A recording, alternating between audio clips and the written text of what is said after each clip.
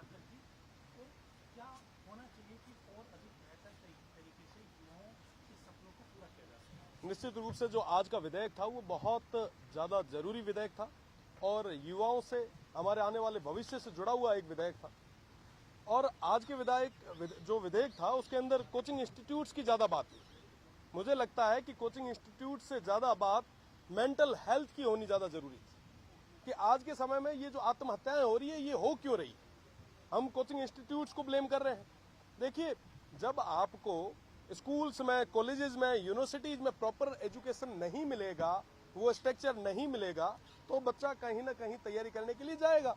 आज आईआईटी, आज जी, mains, NEET, तमाम तरीके के जो एग्जाम्स हैं उनकी जो मेरिट है वो 99.9% तक रहती है।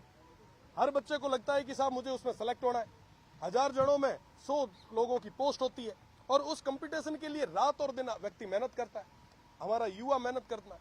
और आज की डेट में मुझे कहते हुए बड़ा दुख होता है कि साहब एक युवा जो है वो हंसना भी भूल जाता है, खेलना भूल जाता है, सामाजिक जितने भी रीति रिवाज परंपरा है उससे धीरे धीरे दूर होता जा रहा है और कहीं ना कहीं एक डिप्रेशन के कारण वो कई सारे कदम उठा देता है। मुझे ये भी लगता है कि इसमें बहुत बड़ा कारण ये भी है कि साहब आज के समय में परिवार वाले दबाव बनाते हैं कि साहब कैसे भी करके आपको आईआईटी, जी, मेंस और जो नीट के एग्जाम्स है ये क्लियर करके आने, कंपटीशन एग्जाम को क्लियर करके आना।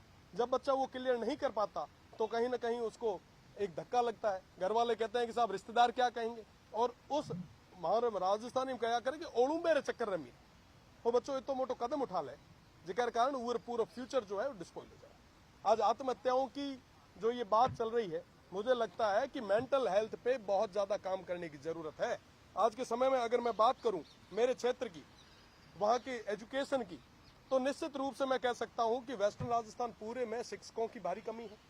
कॉलेजेस में, स्कूल्स में, हर जगह स्टाफ की बहुत ज्यादा कमी है। आपकी जब नींव ही कमजोर हो गई तो उसके ऊपर आप बड़े बड़े इमारतें कैसे बनाएंगे। आज के समय में मैं बात करूं आपको आईआईटी जी की, जी मेंस के अंदर इरोडो और क्रोस्टैक की थ्योरियां जो है वो पढ़ाई जा रही है। ये सब जो थ्योरियां हैं ये नासा की थ्योरियां हैं, पूरे वर्ल्ड में कहीं नहीं पढ़ाई जाती।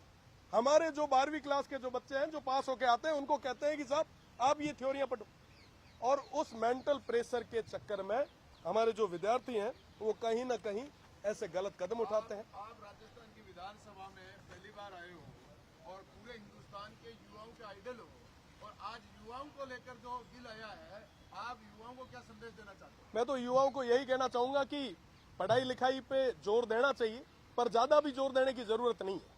12वीं क्लास में मेरे बायो सब्जेक्ट था, 78% थे। आरबीएसई बोर्ड हुआ करता था, उस समय पीएमटी, प्री मेडिकल टेस्ट हुआ करता था। कई लोगों ने हमें भी सलाह दी कि साहब जाके आप डॉक्टरी करो। मैं ये नहीं कहता कि साहब आप घर पे बैठो या हमारी तरह कहीं ना कहीं राजनीति में आओ।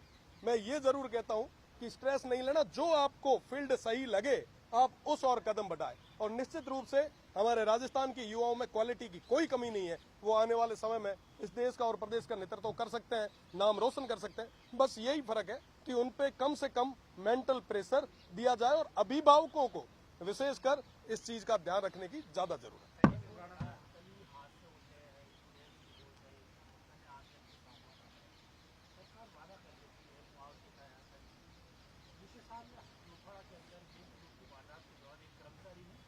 आरोपियों को पकड़ा, इस दौरान घायल हुआ, मुआवजे की राशि लाने वाले की अभी तक वो मुआवजे के लिए भटक। निश्चित रूप से ये एक अलग ही प्रणाली है और मुआवजे की जो घोषणाएं होती है, मुआवजा निश्चित रूप से मिलना भी चाहिए।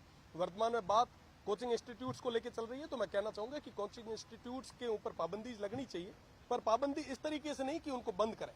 व्यवस्थित होनी चाहिए चीजें, सब चीजें जो मापदंड के अनुसार होनी चाहिए, पर साथ ही साथ हमारे यहाँ के बच्चे मुखर्जी नगर, राजेंद्र नगर के धक्के भी नहीं खाए। इसलिए हमारे यहाँ पे कोचिंग इंस्टीट्यूट्स को हमें मोटिवेट भी करना चाहिए ताकि यूपीएससी में और तमाम बड़े जो भी हमारे एग्जाम्स है उसके अंदर राजस्थान ज्यादा से ज्यादा आगे। सर, एक सांसद ने राणा संघा को लेकर टिप्पणी की, किस तरह से देखते हैं, किस तरह पूरा देश में आक्रोश है उनको लेकर? देखिए, सैकड़ों युद्ध लड़े थे उन्होंने, 80 घाव लगे थे तन पे, फिर भी व्यथा नहीं थी मन में। सस्ती लोकप्रियता के लिए लोग कुछ भी उल जुलूल बोल लेते हैं। और बड़े शर्म की बात है कि राजस्थान के उस गौरवमयी इतिहास को कुछ लोग अपनी सस्ती लोकप्रियता के लिए चैलेंज करते हैं, और वैसी बातें राजस्थान की इस सबसे बड़ी पंचायत में नहीं की जाती। तो मुझे लगता है कि ये वाकई पीड़ा देने वाली बात है और आने वाले समय में इन तमाम चीजों का मुंह तोड़ जवाब देने के लिए भी ये जनता तैयार है। बहुत बहुत धन्यवाद आप।